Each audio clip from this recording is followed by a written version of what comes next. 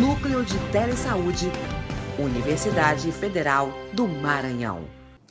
Então, gente, encerrando a fala aqui da professora Judite. Professora, parabéns por sua fala.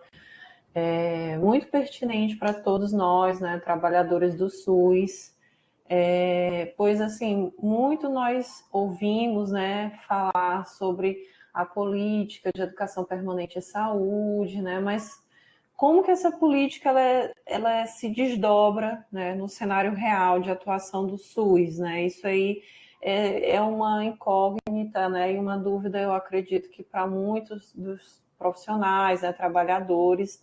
Então, a sua fala ela esclarece muito bem, né, essa questão e muitas outras questões também, tá? A professora Débora não ativou a câmera dela. Aguardar a professora Débora. Prontinho. Então, nesse momento, nós vamos abrir espaço, né, para um diálogo, interação entre as palestrantes, mas também especialmente com as pessoas, né, que estão aqui conosco essa tarde, assistindo os dois temas, né, das nossas web palestras. Quiserem fazer mais alguma consideração antes da gente dar início à leitura aqui de algumas perguntas que nós recebemos, professora Débora, professora Judite.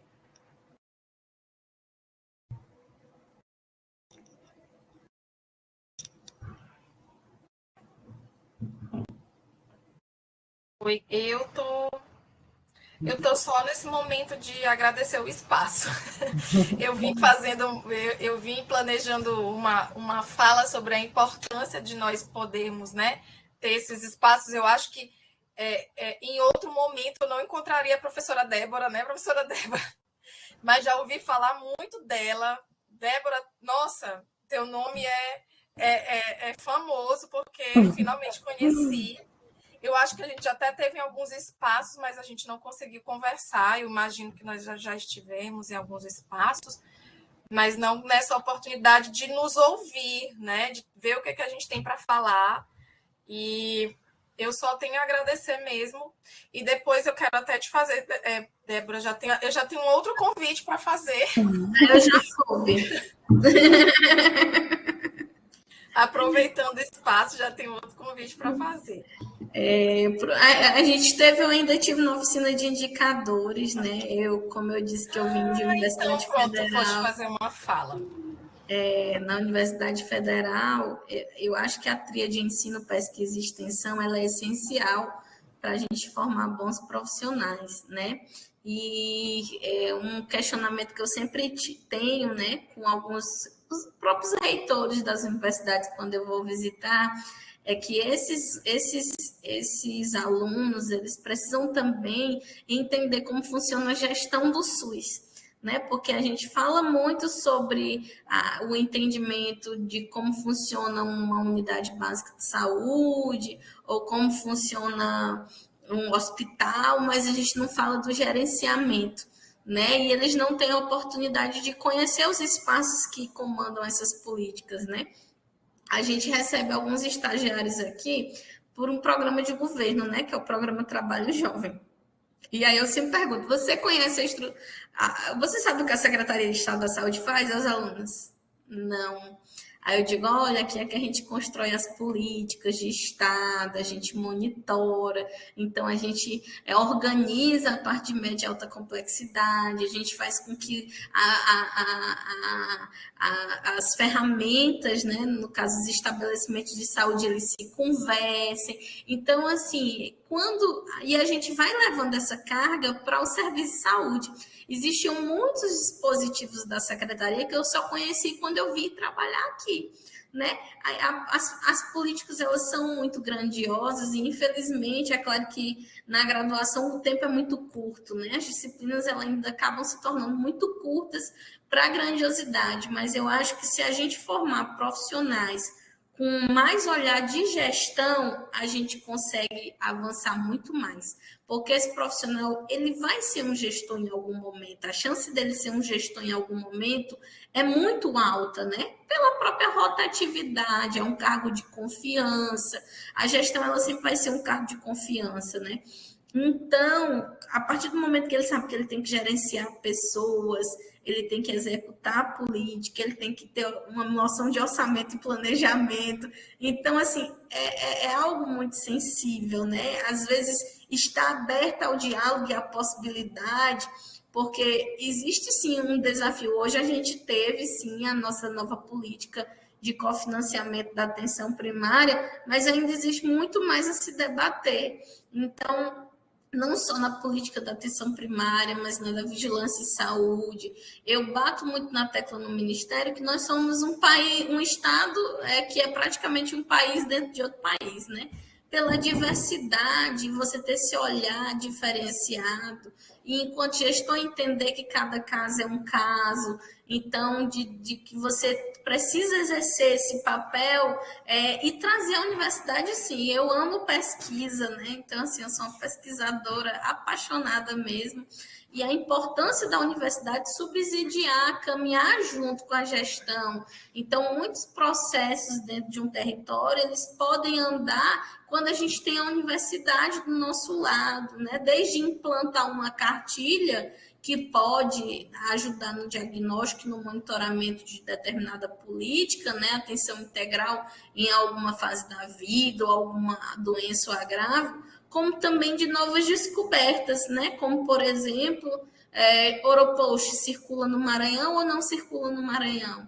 Né? Então, a universidade ela tem esse papel fundamental e a gente está de braços abertos aqui para poder estabelecer essas parcerias, né? Para que a gente possa crescer e avançar junto, né? Porque eu acho que é isso, né? É como, mais uma vez, a gente precisa andar de mãos dadas, porque, como a professora Judite abordou de uma forma brilhante, às vezes o que nós podemos fazer nessa sensibilização, nesse compartilhamento de possibilidades, a gente sempre vai achar uma alternativa para poder crescer, né? E avançar junto.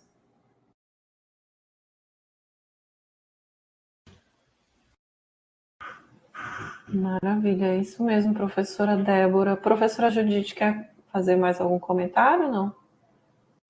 Não? Estou satisfeita. Professora, assim, no bate-papo aqui tem, eu acho que umas 2 perguntas que foram feitas lá no chat do YouTube, tá? E ele postou aqui, eu acho que a Jéssica postou aqui no bate-papo, tá? Vocês conseguem ler o bate-papo aí? Eu tô lendo aqui, Maurício, eu até tô acompanhando aqui também pelo YouTube. Vou fazer a leitura aqui, tá, professoras, dos comentários e perguntas. E aí fiquem à vontade para quem tiver mais assim, interesse em responder, tá? Acho que a primeira foi do Luiz Felipe. Como o SUS aborda a questão de saúde mental e oferece suporte psicológico à população? Acho que essa é minha. Nós temos uma política de atenção integral à saúde mental. Inclusive, as conferências de saúde mental, elas foram uma das primeiras que falaram sobre esse novo modelo de organização, dentro que é a questão da luta antimanicomial. Então, hoje, os serviços de saúde, eles funcionam de forma que a gente tem uma rede de atenção psicossocial, onde a gente traz a atenção primária como uma porta de entrada, e nós temos os centros de atenção psicossocial, né, onde a gente vai ter aí, que é como se fosse o eixo, né, que vai coordenar essa política, né? Então, a gente, dentro da atenção primária, ao diagnóstico de casos leves de transtorno mental, caso moderado e caso grave, e a depender desse diagnóstico, né, através da equipe EMULT, hoje, antigamente o antigo NASF, a gente pode identificar, mas o CAPS também é uma porta aberta. Então, a população ela tem essas 2 portas abertas, que é a atenção primária e o CAPS. Além disso, pela nova política, né, de saúde mental, a gente tem o que a gente chama de desinstitucionalização, ou seja, os antigos manicômios, antigos hospitais psiquiátricos, eles estão em um processo de mudança, onde a gente tem que ter em todos a rede de atenção os leitos, né, de urgência para a psiquiatria, né? E onde, se esses pacientes se encontrarem em crise, precisarem de estabilização, eles vão ser estabilizados, mas depois eles voltam a compor e a ser acompanhado tanto pela atenção primária como também pelos CAPs. Dentro dos CAPs, a gente tem os níveis, temos CAPs 1, CAPs 2, CAPs 3, temos CAPs AD, que é álcool e drogas, que a gente vai tratar dos transtornos relacionados a álcool e outras drogas, e nós temos também o CAPs infantil, e temos os CAPs 24 horas, que é os que possuem também leitos de estabilização, e o paciente ele pode passar ali um período de internação, né, mas por um momento muito curto, né, como a gente já diz a temática, que é um CAPS 24 horas, é só para a gente estabilizar alguma crise, né? Então, é uma política muito forte dentro do Estado, oferece suporte psicológico à população, tanto na equipe EMULT da atenção primária, que tem psicólogo, como também nos CAPs. Ótimo, professora Débora, acho que respondeu a questionamento do Luiz Felipe. Seguindo aqui, B de Laral, é possível conseguir os antigos cartões de vacinação pelo SUS? Acho que é a sua também. Vai depender de quão antigo esse cartão é. Normalmente, a gente sempre orienta que as estratégias de saúde da família elas têm um cartão sombra, né? Então, esse cartão sombra é justamente a memória de vacinação do usuário. Além disso, a gente tinha um antigo sistema que era o CPNI, onde ele também tinha memória, mas você teria que ir para a nova sala, para a sala de vacina a qual você se vacinou, né? A gente não consegue tirar de outro lugar essa informação. Desde o ano passado, o Ministério está trabalhando na Rede Nacional de Dados, onde agora a gente está fazendo a vacinação pelo CPF. Esse sistema começou com a Covid-19 e depois a gente começou já a trabalhar com ele a partir do segundo semestre do ano passado. E agora, por exemplo, até na campanha da influenza vai ser nominal, de modo que através do aplicativo Conect SUS a gente tenha essa memória. Então, a partir de agora a gente não vai mais perder e a gente vai poder acessar essa informação de qualquer lugar. Mas os cartões de vacina da população, eu oriento que você busque na Secretaria Municipal de Saúde do seu município. Caso você já esteja em outro estado, em outro lugar, provavelmente você não vai conseguir, né? Porque essa rede ela não era unificada. Certo, vamos ver aqui. Vou seguir aqui pelo chat mesmo. O Rafael Mondego, ele comenta que esse é um grande desafio, né? Modificar a cultura de desvalorização da atenção primária em saúde, na perspectiva do aluno que já entra na faculdade com uma ideia, né, ele fala que hospitalocêntrica, né, mas também daquela ideia de super especializações, né, e tudo mais. Eu acho que a professora Judite pode comentar também comentar esse comentário, né, professora? É verdade.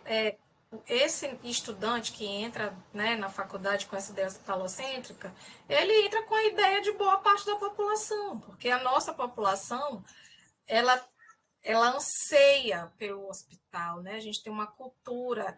Eu costumo dizer assim para os alunos, e olha que eu nem fico tanto com o aluno que entra logo, eles já estão para se formar, né? E aí eu falo assim para eles, eu disse, gente, a atenção primária é tão desvalorizada que vocês são os primeiros a chamar de postinho, tá? Todo mundo chama de postinho. Não, professor, é um jeito carinhoso de chamar. Eu disse, eu não sei, não. O postinho, ele não é um jeito carinhoso de chamar. Ele parece que ele é um índio, um diminutivo, porque é a ideia do que faço, né? Menos, né? E a gente só vai conseguir mudar essa ideia quando a atenção primária for realmente resolutiva, né? Quando as pessoas começarem a ver seus problemas de saúde sendo resolvidos nesse nível de atenção, de fato, tá? E aí, para essa atenção primária ser resolutiva, tem muitas coisas, né, a serem pensadas, não só na questão de ter, eu vou marcar, na hora que eu quiser, eu consigo marcar uma consulta, né? Às vezes tem aquele profissional que é trabalhador e o horário que ele tem para ir no postinho é exatamente o horário que o postinho está fechado. Né? Isso acontece muito. Tá? A gente teve eu vejo poucos. Assim, saúde na hora, eu acho que poderia ter sido mais bem investido, sabe, para a população ver o postinho trabalhando, né, o profissional do postinho, trabalhando em um horário que ele também pode ter acesso. Então, tem muitas questões. É como se fosse um serviço de saúde voltado para quem não trabalha, né? Sim. Quem não tem que para as mães que faltar ficam ao em casa emprego, com o para quem filho, fica né? em casa. Então, assim, são muitas questões. E essa ideia aí só vai ser desmistificada quando ela realmente for resolutiva. E isso perpassa pela gente também, né? Porque aí, a partir do momento que ele entra na faculdade, né? Que vai fazer a sua formação, ele vai estar do outro lado, né? Ele traz a visão do usuário e aos poucos ele vai tendo a visão do profissional de saúde, né? E aí isso vai mistificando e desmistificando, e essa pessoa depois vai retornar para o serviço agora, não somente como usuário, mas também como profissional, trabalhador, gestor, ou então para o controle social também, né? E ele vai estar lá para tentar mudar esses processos que ele veio, né? Trazendo o que ele achava, né? Como ele era. Mas é isso. Eu penso que é por aí. Para encerrar os comentários, né, nós recebemos o comentário aqui da Alana Gomes, que fala a verdade. Entender o gerenciamento é algo que falta na formação dos profissionais da saúde, né, que corrobora com a fala das duas professoras, né, que aqui fizeram suas apresentações, as web palestras. Eu acredito que agora nós não esgotamos, né? Que é um assunto que não seria esgotado nunca em uma tarde, mas encerramos a nossa participação por hoje com as professoras Débora, a professora Judite, os comentários também aqui no chat.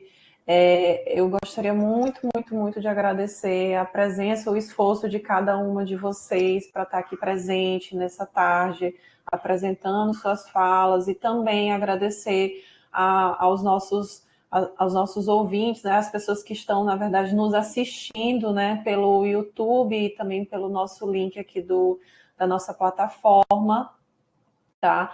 Agradecer a participação de todos que aqui colaboraram, fizeram comentários, e aqueles que ficaram a tarde toda aqui acompanhando, né? E, mais uma vez, professora Débora, obrigada por dedicar seu tempo, né, para essa nossa atividade. Professora Judite, que já é de casa aqui, né, professora? Obrigada por mais esse momento conosco aqui. E é isso, gente. Muito obrigada mesmo. Se quiserem fazer mais uma fala de finalização, tá aberto. Tchau, tchau. Então, gente, obrigada a todos e todas. Beijão. Tchau, tchau.